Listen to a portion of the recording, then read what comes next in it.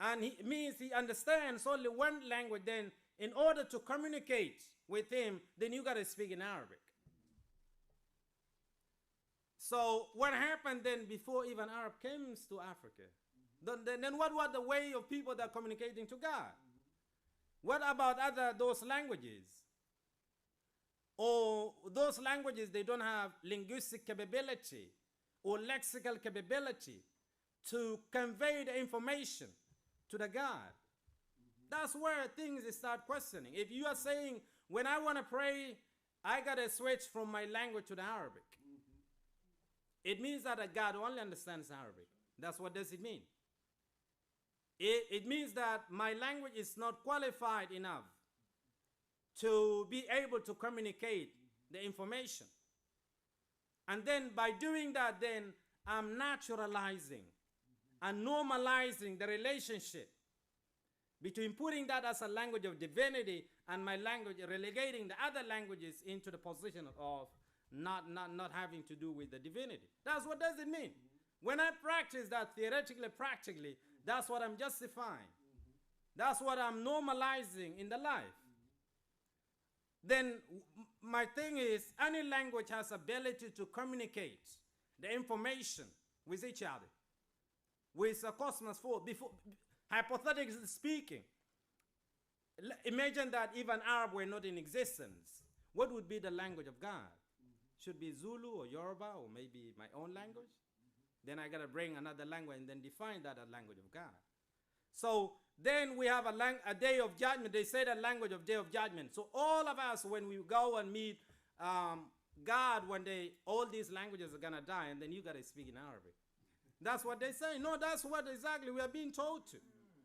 That's what we are being told. And then this is what is still existing up today. Like this is a special language that has been sacralized or sacred, has a special relation with the God. It's not a natural language as other languages. Then another aspect, as Dr. Asante pointed out, pilgrimage must be made in Mecca. Right. So, and then my question then is, what happened to our sacred forests or maybe mountains or to the places that we use to connect our ideas and information ourselves to the cosmos force? Asante mentioned in the book of the one in Mpumalanga, the one in South Africa, the forest of Ogosho or something like that. We have in Darfur waters we call healing waters, where water flows when you go there and then you take a shower from that water, then you'll be healed. It is there up to right now. It's a process of healing. We have a place which are very sacred. People even are scared to go there. So why do I need to go to Mecca to just visit there? What does it mean to take that as a holy place or something that you must go there and then spend a lot of money and a lot of energy, and then because if you don't visit that place, like, you are not that really qualified Muslim. You're not that really fully embracing you should do. So then we come to that ahead. I mean, prayers. When you pray, you gotta go that direction. That's why I brought that when Asante says that this particular ritual is really ununderstandable to anybody. It's a symbolic of the same cultural insistence, which keeps the convert looking into the direction of someone else's culture, not his own culture. So what does has to do, all of us when we're praying, then we will say that you gotta head to our secret forest in Darfur. Everybody has to head that side. Or to the mountain that you visited, doctor, in Mpumalanga. So everybody has to face that direction. So what that has, okay, that is okay, but what happened to the African who were in existence before even 7th century? What direction they were facing? Then we have, yes, Muhammad is the last prophet. And as you said, doctor, it should be the last, because to maintain the sustainability of ideology, you got to say that this is the last one. Because if it's not the last one, then this must be the fake one. There's a new one coming. Right. Then now means you are destabilizing the ideology or the position that we created. It should be the last one, and never. And this claim is only not by them, by many religions. They have taken the same posture, the same route, or the same, approach. So then what happened to our ancestors and our people that we were in the existence? But no, but this is the last one, and you shouldn't question that one. But it's very powerful because we need to sustain our supremacy, I would say that. To sustain our domination, our culture. And it has a different status from other status because it has been glorified and segregated with the God. It's connected to the... So anything that you do it this way, no, you got to do it this way. Because it has been, let's say, justified by religion. So in 1953, the first Minister of Education addressed the National Assembly and stated that the Sudan is one country sharing one set of political institutions. This is 2 years before the independence, or 3 years. It is of a great importance that there should be one language which is understood by all of the citizens. That language could only be Arabic, and Arabic must therefore be taught in all schools. That was in 1953. So see how Arabization started 3 years before the independence. And at that time, at the moment, Sudan has more than 100 languages before independence of South Sudan. When the South Sudan was part of Sudan, then we have more than 200 languages. Imagine then this imposition started before the British left. So then proceed stating that the projection that Arabic is a language of God has historically seduced many to bend to the sweep of Arabization and Arabism. That's the major point. So when you're projecting that and justifying that by practicing and showing this a language of God, then that will seduce many people. You can still communicate to the God, the same religion, but you can use your language. Hypothetically, let's say.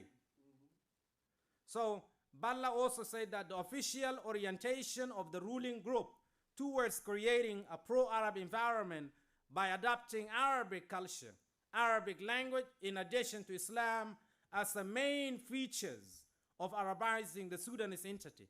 The mechanism in which towards imposing this Arabization is through the use of Arabic as the official language of the country. There's no another mechanism. So I got to create a policy that says there should be official language of the country. Then I got to create the resources to impose that decision in all aspects of life. Education, religion, everything. It has to be this language. What about, no, these are not even languages, because that's what we are being told.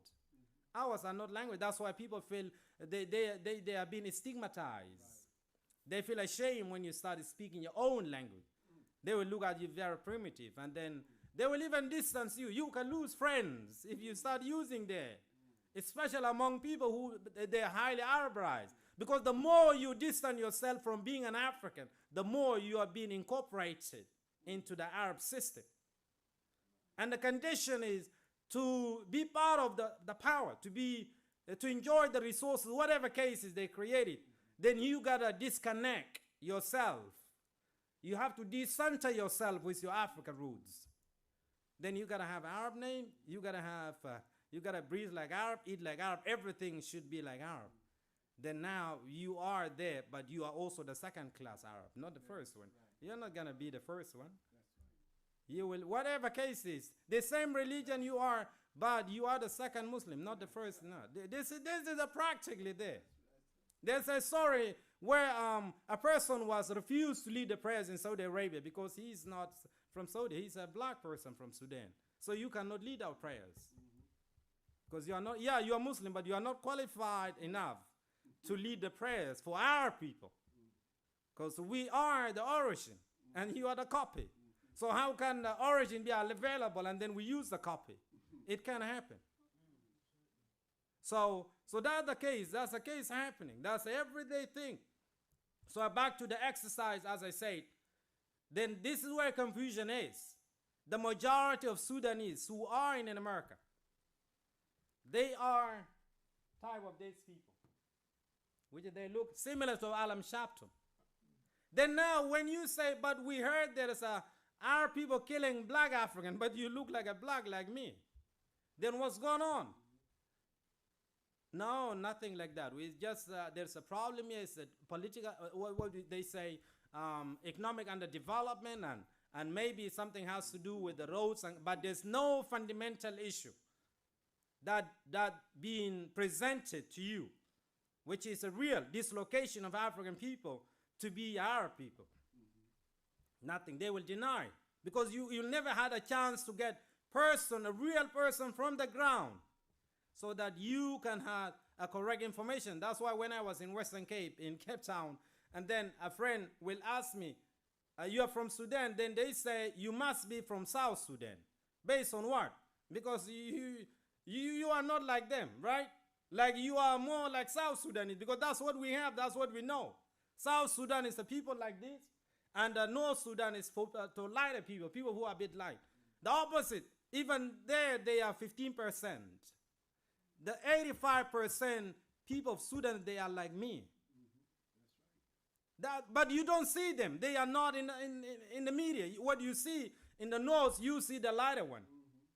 But that in American standard is a black person. But in Sudan, those are what I call Arabized, who are representing Arab supremacy that headed by Saudi Arabia. So that's why I brought Sharpton and this. There's no difference. Here, I just brought these pictures. Look at this is Darfur. And the question is, what led to this one? What happened? What exactly happened? This was the response when people said, we can't be Arab anymore. When people said, we need to go back to where we are, we need to recenter ourselves, then that was the response from the government. That was the response from Janjaweed, from Bashir, from all Arab government in Khartoum. From 2003 to up to at the moment. You might have seen this. But now again, the issue, it has been, let's say, not in the media anymore, because there's so many things happen. But the main fact that I want to communicate, this is the result of the people say, we need to recenter ourselves. We need to go back. We are not Arab. We need to be in our terms. We need to be in our language and culture and go back to our roots. Then they were like, no, but you're already Muslim. How could you say that? You are an Arab person. So that's what the response. Our villages have been burned, attacked. And this one is where that one? That's a Kofi Annan when he visited Darfur in 2004, when he was alive. He went there and he saw what happened. So, and this the picture of this one is the IDP camp. So people were just displaced and the villages are burned as the way you see. And now they've been living in these tents for almost 20 years, from 2003. Up to this moment, they're still on the camps. Whatever happened, the news about agreement, the policies, whatever they did, is just a mitigation of the problem. They don't address the root cause of the problem, because the root cause of the problem is about imposition of Arabization. It's not about I need to be a minister, or maybe whatever cases, or I build some bridges. Issue is bigger than that. That's what I know. But they will try to cover up, to do whatever is possible to bring people into the power and try to give it different picture, different color. So, but it's still the issue is that's a response to when people resisted Arabization.